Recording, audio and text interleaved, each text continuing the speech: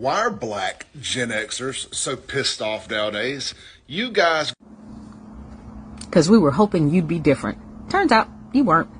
But you know, our parents may have fought for civil rights, but we were the ones who truly had to implement it. We went to school with you. We've been knowing you since you were kids. And when we were kids, you promised that you would be a different type of person.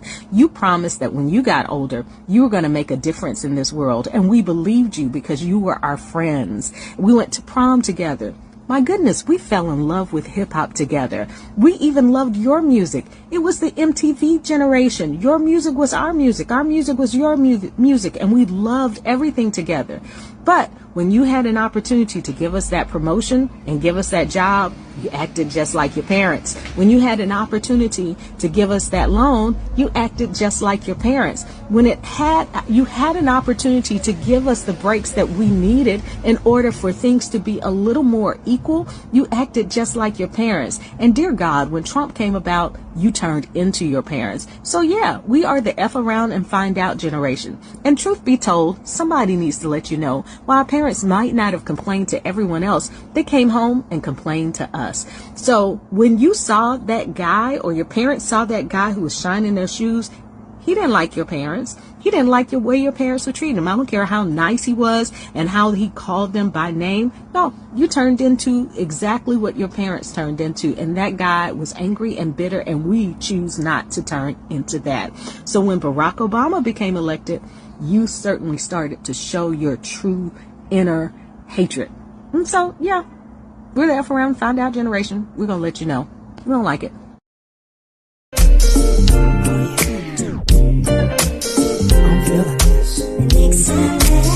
I'm your professor, I will test you in the worst way. Don't bring a scantron, it's pop quizzes all day. Cause of our chemistry, we do biology. What's happening, fam? L.A.R. movement still moving. Subscriber died trying. You see the thumbnail, more importantly, you saw the clip. The Gen X racial divide. To me, she was putting a little bit too much sauce on it, but I know what she's talking about. Like, okay, so when we were young, a long time ago, you know, grade school, high school, they were saying how the kids are going to be less racist than their parents. And part of this was, we learned more history. They didn't have this issue with learning history. Oh, no, CRT. We don't need to teach history, blah, blah, blah. So, but the racial stuff was always happening. So they were assuming that, the kids are saying they're more open-minded and they don't see the issue, and they see racism as a problem. But us who were in Gen X, for the most part, because she sounded like she was raised around a mixed community, which I don't know where she was at. You get what I'm saying? Because for the vast majority of us in Gen X, we went to predominantly black schools. If you were black, if you were white, you went to predominantly white schools. It was a rare thing to go to a school that wasn't predominantly your group. Unless you were like Hispanic, because they would be, sprinkled about in both. But and sometimes they had their own predominant places too. But the issue becomes, believing that they're going to be better than their parents and their grandparents when they were raised by their parents and their grandparents. So I remember, those kids wanting to, I want to call you the N word, and it's like, okay, we'll get knocked out, because contrary to popular belief, I would say it was us in Gen X that was really like, when we would interact, it's like, yo, I'm finna, like, it used to be a sports thing. Like I say, some of the baby boomers, they were interacting and dominating people in sports. So, even though there's home field advantage and cheating, when it comes to a racial thing, sports, they did, they had a little bit of meritocracy in it. Because if you won, you won. But if you was black and you won, you had to beat them by 30. You get, it's one of those things. You got to really stomp them out. Um, but that extended into us in society where every now and then when we would be in the same place at the same time outside of sports, if you violate, we'll demonstrate. So part of the fear people are talking about is, one, is just some made up stuff in white people's heads, and two, it was because their kids was getting out of pocket like they were in the 50s and, well, let's just say the 60s and 70s, and a little, you can say the 60s, 70s, 80s, 60s and 70s predominantly, because you would see it on camera where the kids go somewhere and they'll, eh, adults will throw bleach in the pool or acid in the pool, or adults and kids would beat up the kids riding their bikes. Oh, that stopped. That stopped. We putting hands and feet on racist adults. They knew, I'm gonna go over there and I'm gonna tell that. The only people that could get away with that by that time was police officers. Everybody else, not happening. So we knew it existed, you know. But did we hear that oh, it's gonna be different because of this, that, and the third? Yeah, we heard it. We did hear it. We did hear it. But um, I don't think the vast majority of us believed it. You get what I'm saying? They were still, if, if you went to a school that was mixed, like half and half, there were still the primes. That's, you got the black prime, you got the white prime. There was still that. You get what I'm saying? So, because they were towns and places where everybody had to go to the same school, but you didn't go to the same prom. So I left that out. I forgot about that. Sorry about that. But this idea that they were gonna, the kids were gonna grow up and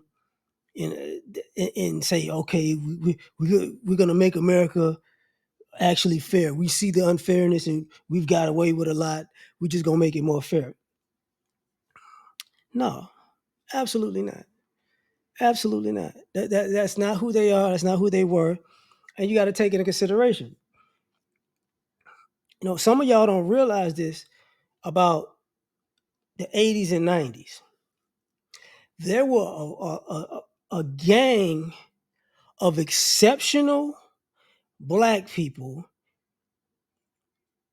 in the 80s and 90s, from adults to teenagers. Like, except when I say exceptional, I mean legendary exceptional. You get what I'm saying? Some of the greatness that we look at now, a lot of that comes from,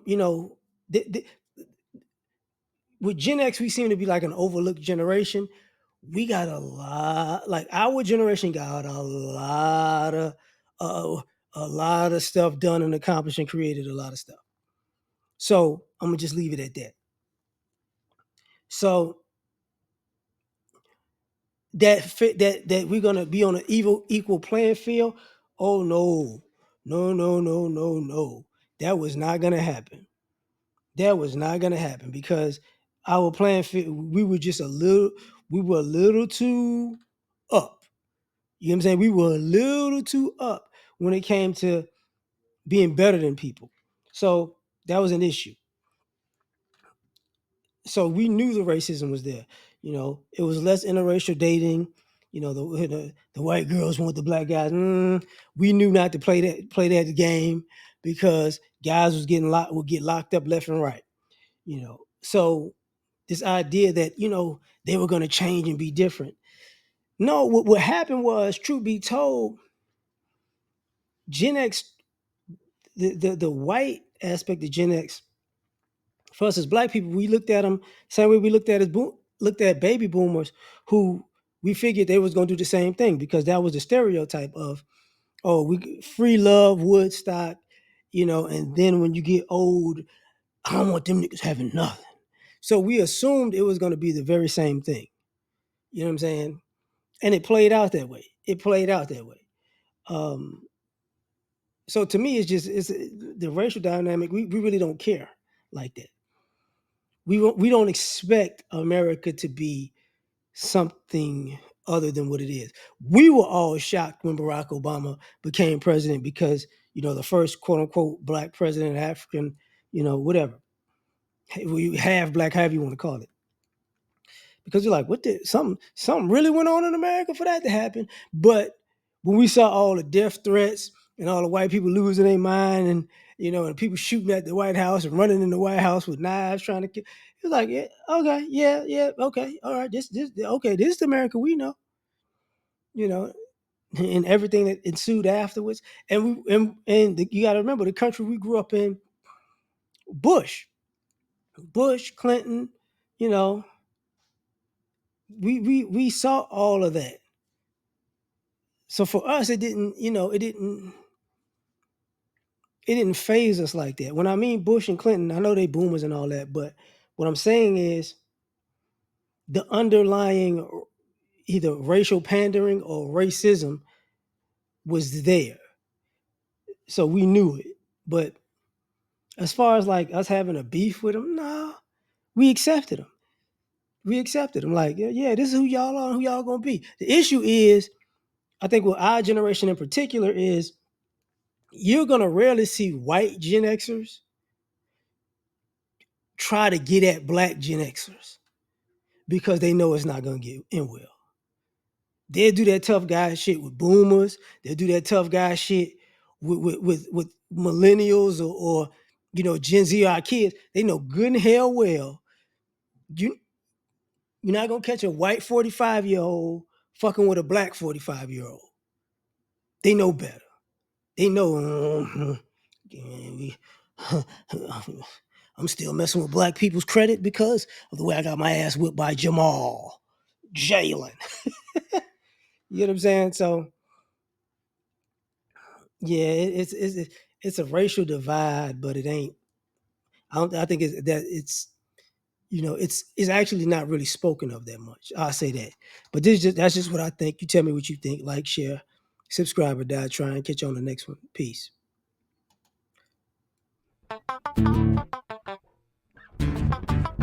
You ever been at the top of the universe? I'm gonna tell you that.